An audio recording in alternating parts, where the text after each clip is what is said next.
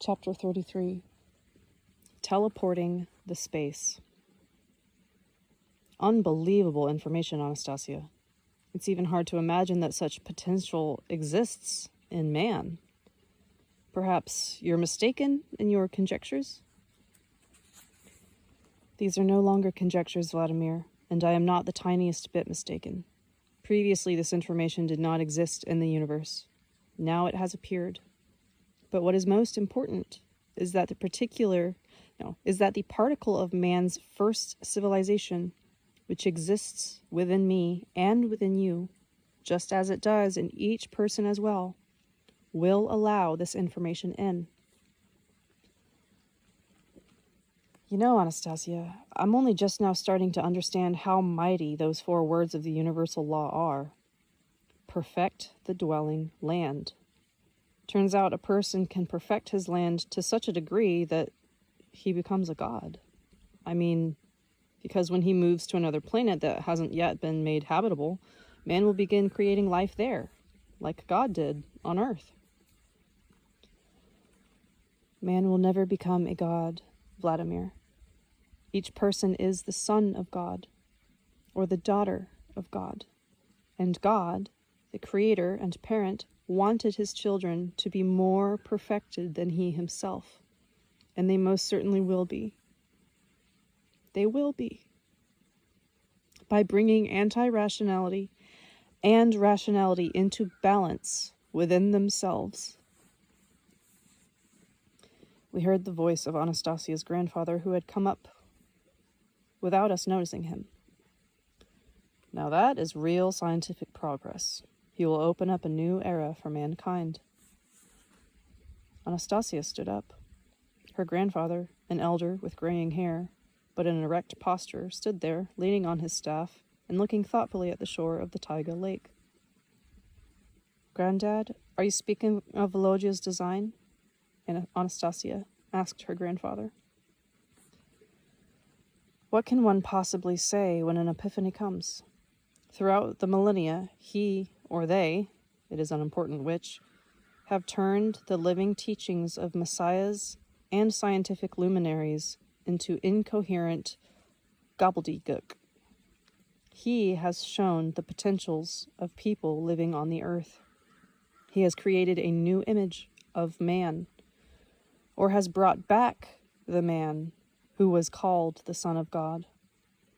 A man capable, like unto God, of creating on lifeless planets a life more beautiful than earthly life. People are going to have a hard time believing something like that, I remarked to grandfather. Fine. Even if somebody does not believe it, then what of it? What remains for an unbeliever who does not believe in his might? To be born? Yes. But to what end, if the ensuing life is meaningless? If it is death? And then again the question, to what end was he born? For millions of years there has existed a multitude of teachings, and all about one and the same thing, that mankind should live in expectation of receiving something from someone, and mankind has done so, closing off its thought and rationality. It has not thought about why and to what end the universe lights up the stars above man. And now what? Will our son become a messiah? Anastasia said bitterly. He will have difficulty holding his ground in the face of pridefulness. What's more, the anti-rationality will rush to seek him out. Everyone fell silent and, for some reason, simultaneously turned in the direction of the homestead mock-up. At the same time, Volodya was heading toward us, walking with a calm gait. He was carrying Nastinka. She was hugging him around the neck and pressing her to his cheek. Volodya stepped a few steps away from us and sat Nastinka down on the ground. He bowed to us all and began to speak.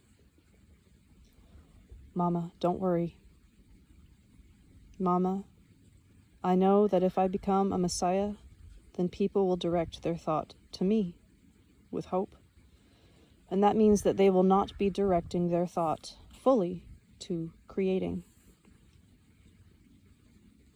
What have you decided to do, Volodya? Asked Anastasia to our son. I need to go.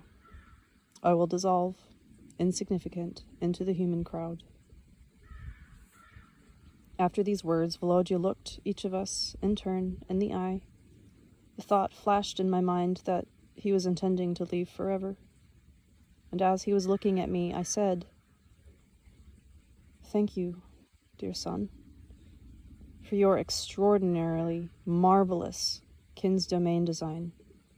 This will be the very best gift for my 60th birthday, and really the very best gift that I've ever received in the 60 years that I have lived. Papa, this gift is not a gift just for you. I give it to all the readers of your books. Let them take from it all they wish to take. Let it be for all of them. That means it's for me too. I want to give you a separate gift, Papa." At these words, Volodya slipped his hand beneath his shirt, took out something, and held his hand out to me. I watched as he slowly and carefully opened his fingers, uncovering the gift that lay in his hand. But when Volodya had fully opened his fingers, there was nothing on his palm. I looked at grandfather, and then at Anastasia, trying with their help to understand what my son's gesture meant, and how I was supposed to respond to it, but they said nothing. "Papa, go ahead and take my gift to you," Volodya repeated. I kept standing there, not understanding how you can take what you cannot see. Suddenly Nastenka walked up to me, took me by the hand, and led me over to Volodya. When I came up to my son, I stretched my hand out toward his hand. He carefully placed something invisible onto my palm. This something invisible, was pulsating and slightly warming my hand. I closed my fingers and placed the gift beneath my shirt in the same spot that Volodya had kept it. A tender and extraordinary warmth enveloped my whole body.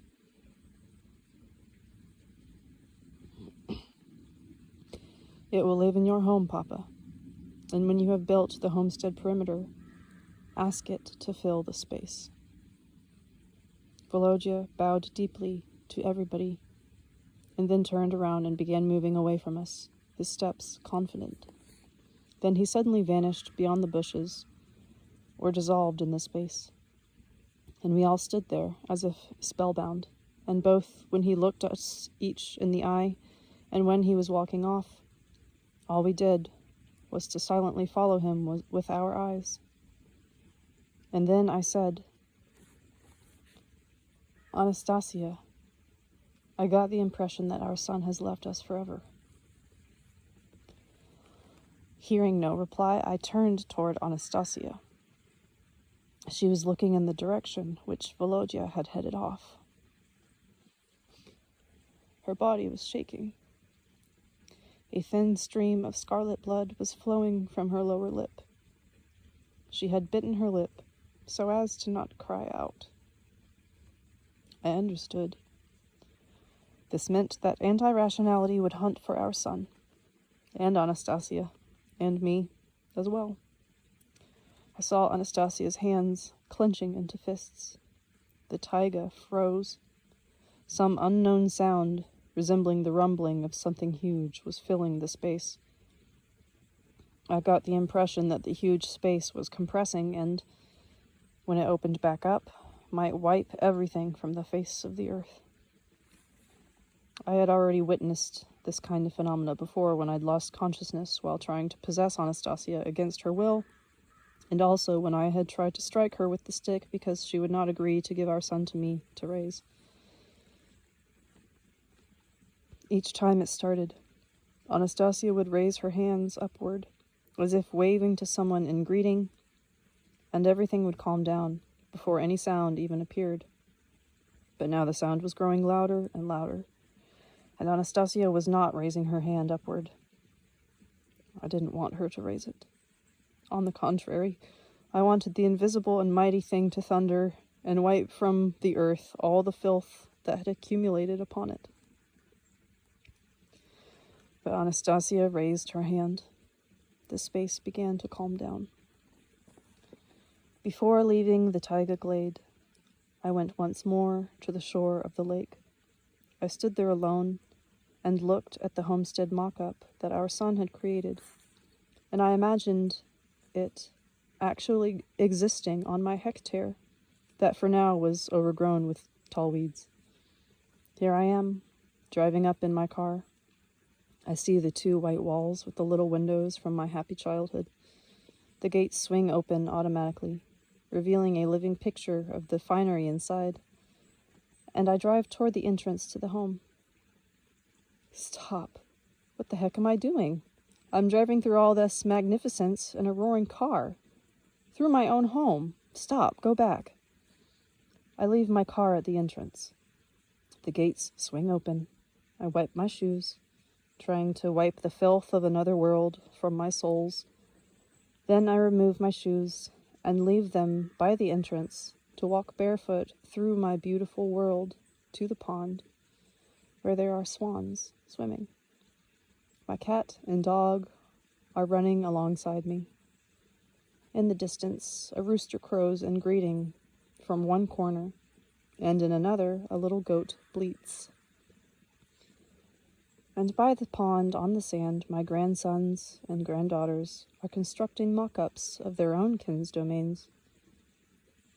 The woman I love, her beauty never fading, comes out of the garden, smiles at me, and waves her hand in greeting. When it gets darker and the stars begin appearing in the sky, all the windows of the oval space will light up with a joyful light. Lamps will come on in the greenhouse and show the stars the living magnificence growing inside it. And the stars will think, there on the earth, a very small point is glowing with an extraordinary luminosity. It is no bigger than 1 hectare, but its light caresses us.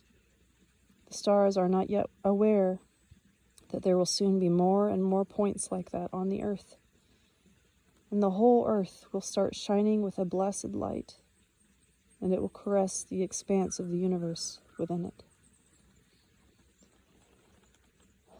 I made a firm decision to make the homestead mock-up my son had created a reality. And perhaps it was a good thing that I had gotten a hectare with unproductive soil, where the water takes a long time to run off in the spring. But I will take it and make its soil fertile, and make it into the kind of soil trees, Make it into the kind of soil trees will bloom on in the garden, and flowers. I will perfect the dwelling land in that spot.